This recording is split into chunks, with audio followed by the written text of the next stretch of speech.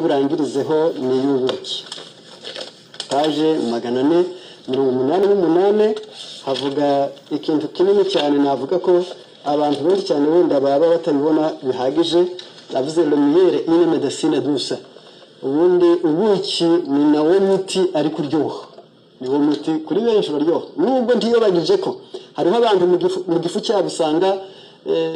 kidashashe ntabwo gisigirije noneho ubuki bwagera mu bukinjira mu mihore bakaribwa bitewe nuko nta tapirimo yarangiza bakaba aricyo bafite icyo kibazo ariko icyo ndubwiteho cyane ni ubuki ngiye gusobanura usomye kino gitabo Le miel se compose de sucre divers niko ko mu buki harimo amasukari y'amoko menshi de levulose surtout et aussi de dextrose et d'un peu de saccharose habamo isukari mvaruganda nkeya inderwa mvaruganda nkeya bitewe naho inzuki zahashye jusqu'au XVIIe siècle il est resté le seul produit sucré utilisé par l'homme kugeza mu kinyejana cya 17 kuva isi yaremwa niho abantu bari bazi ko aricyo kiryohera cyo nyine cyagenewe umuntu icyo nitaho rero nshaka nawe witaho l'introduction du sucre de canne et de betterave détrôna le miel en tant que produit sucrant umunsi habonetse isukari ivuye mu bisheke n'ivuye muri betterave muri ako kanya bitewe no kuryohera kwabyo byatesha agaciro ubuki maze si ibiguye mu kibazo tugiye gusomera bivuze ngo c'est remplacement d'un aliment vivant par un aliment mort uko gusimbuza ibyo kurya bizimuka bisiguza ibyo impfumbi yabyo byabaye ikibazo ngo ubuki byabaye ibyo kurya bizima isukari ibyo kurya bipfuye noneho kubwira gusimbuza icyari kizima ko gisimbuza igipfuye demineraliza byatumye abantu bazimiza imyungugu mu maraso a contribué à l'extension des maladies de la civilisation ngibwirembo ry'indwara z'abasirimu aho zinjiriye gufata isukari gasimbura ubuki indwara za gisirimu zarinjiye izo ni diabete ni ibitima ni ibibyimba byo mu mutwe ni za angine yarangiza na amagufa ni imitsi ibyo byose izo ndwara za gisirimu zarinjiye nta kindi kibiteye kirete isukari noneho plus qu'une simple friandise le miel représente le plus pur de nos aliments uretse kuba biryoha ubuki buryoha ubuki ni ikiribwa cy'ingenzi kuri twe et de plus profitable pour les malades bien portants ubuki ni ikintu kiza ku barwayi no ku bazima une de ses actions les plus remarquables consiste à faciliter l'assimilation de ces calculs dans l'alimentation de l'enfant by'umwihariko ifite iyo ivanzwe mu byo kurya byagenewe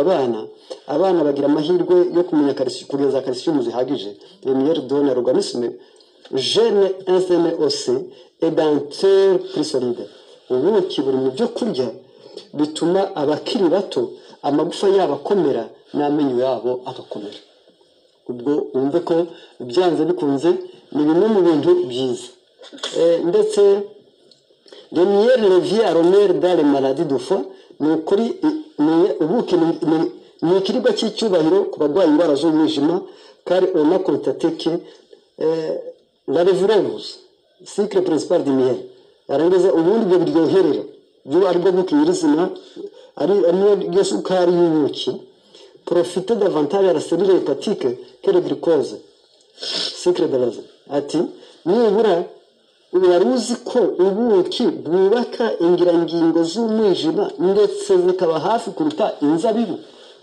ngo inzabibu nazo ziri mu bintu bifasha umwijima guhembuka wari utangiye kubyimba wari utangiye kuzana amazi wari utangiye kuzana inkovu wari utangiye gupfunyarara yarangiza ukeneye ubuki ugakenera n'inzabibu cela s'exprime par le fait que le levulose est métabolisé 10 fois plus vite que le glucose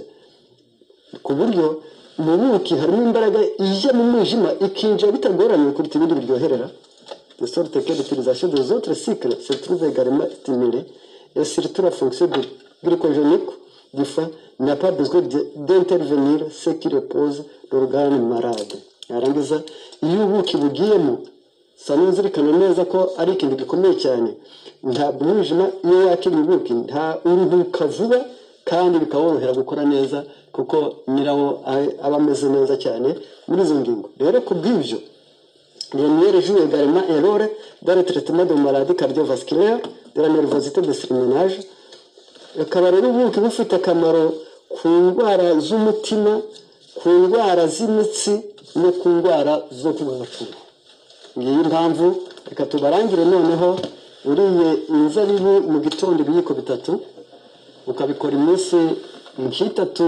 mu cyumweru ukabigira akamenyero umwijima wawe ukoze neza. Iyo ubiherekejeje amata ya soya ho ubwiza amahirwe kurutaho. Yarangiza ukongera salade zawe zikaba mwonyo indimu n'ibindi ugashyiramo ubuki ugashyiramo n'amavuta y'ubuhagari. Ufite amahirwe yo kugaburira umubiri wawe neza. Yarangiza ukabukingira indwara nyinshi iz'ibibyimba, iz'umwijima, iz'amaso, izo mu muhogo, izo mu migongo, iza nerve sciatique. Ibyo bintu birakoreshwa witegereza kurwara n'ubundi bakinga inzu abajura batarasa. Rero kubw'ibyo umubiri wawe witaho kugira ngo nibura. Ngiyi impamvu twari twashatse ngo nibura muri aya manywa twongere twibukanye neza ko ubutumwa bwiza mu muryango n'umubiri burakenewe. Imana y'amahoro mureke itubwire inama natwe tuzigenderemo, inzira y'amahoro natwe tuyihitemo, ibyo twiyuzuza nayo kugira ngo tugire amahoro mu izina rya Yesu.